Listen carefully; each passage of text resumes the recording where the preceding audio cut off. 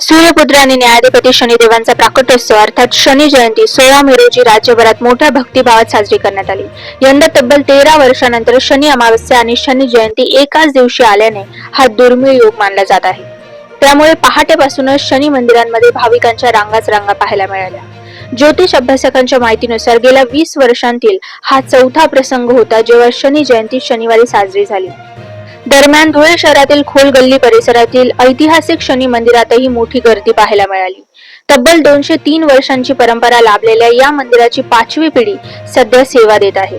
मंदिराचे पुजारी भिकादास बैरागी यांनी आमच्या प्रतिनिधीशी संवाद साधला। पाहूया हा खास रिपोर्ट। बोला म्हटलं आपली 5वी पिढी चालू 1823 पासून मंदिराची स्थापना आहे। जेव्हा इथं धुळे शहर वसलेलं नव्हतं तेव्हा पासले मंदिर आहे, तेव्हा पासले हे मंदिर आहे। किती वर्ष झाले? 1823 म्हटलं तर आता 200 वर्षाच्या वरती गेलं ना। आणि हर वर्षी भांडारा राहतो का? 203 वर्ष झाले।